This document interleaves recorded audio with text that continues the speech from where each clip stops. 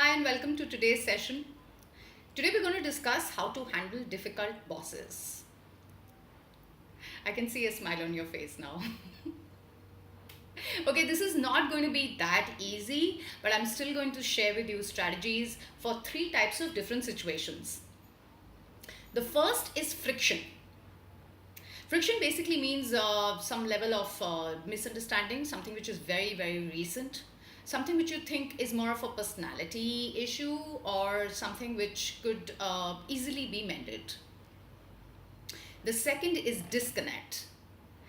It could be a gap, which could be a gap between your plans and your boss's plans, your goals, your boss's goals, and you will need a quick win to overcome this.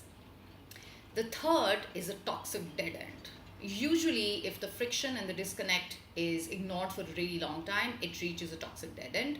There is also a possibility that the boss just doesn't like you, and there's just nothing that you can do to mend the relationship. In this case, you'll have to shift the focus strategically to the larger organization because it's not going to get solved at a boss level. So, we're going to touch upon all three of them one by one. The first is friction. And when we talk about friction, you have to understand that you have to communicate as soon as possible. If you think a misunderstanding or a certain discomfort has developed in the relationship, speak to your boss as soon as possible, preferably within the first 1 hour, 2 hours, 24 hours at least, and it has to be face to face. Now, how you do this can really shape your relationship. And I'll give you a few steps on that. When you open the conversation, phrase it with a positive intention. Talk about how you really value the relationship. Even the sitting placement should be such that either there's no table or you're at least closer to their side of the table. And then openly talk about the situation and be as honest as possible. Say that I have something I would like to discuss with you that is bothering me at this point, right? Now, if you open your conversation in this way, it shows that you're role modeling by taking responsibility, and it will change the trajectory from confrontation to conciliation. The second point is, how do you open the conversation? So now you have a positive intention that is forward looking, right? And you're trying to be as authentic as possible. You should share the exact fact, not how you felt it, but how it happened, right? And just stay focused on the experience, but also ask them open-ended questions saying, how do you think I can work through this? Is it just in my mind, or do you think there is a problem here? Now, the key is balance. Get new information, listen 80% of the time. Try to paraphrase what you hear, because for all you know, your boss might be feeling exactly the same way like you're feeling, and the boss might have a lot to say. Appreciate all the effort, including the time and intention. End with openness, a good handshake, a smile, and something affirmative. This is how you can shift the needle from a friction to a frictionless relationship.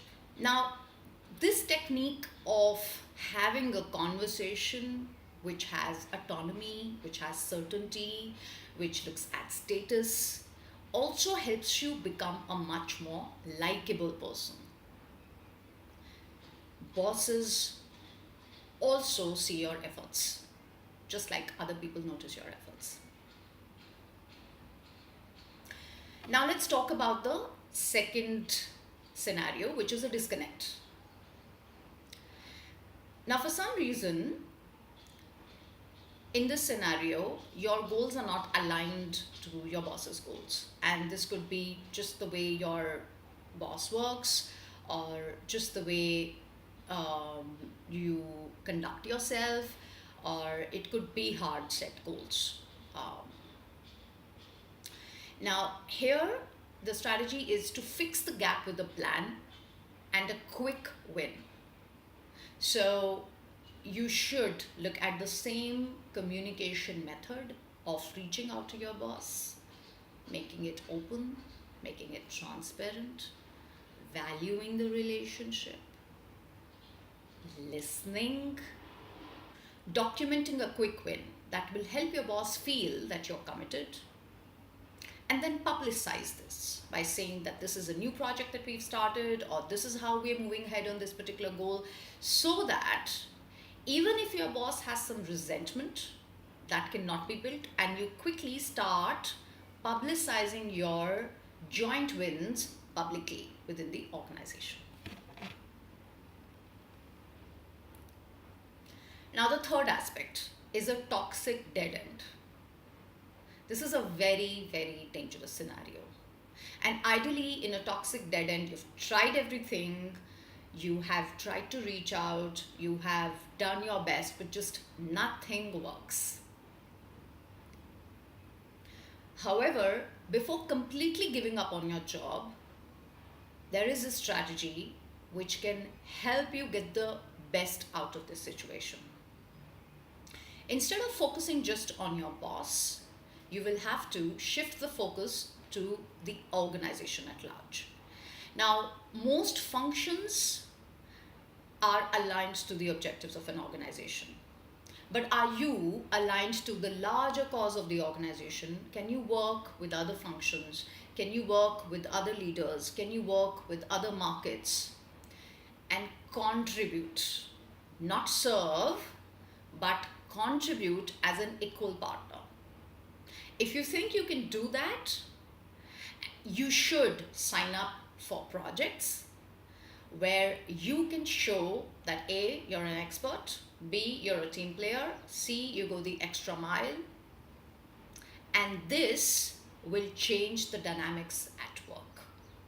Now, strategically, if that win can help you align to the goals of the win of your manager or boss, that will be exceptional.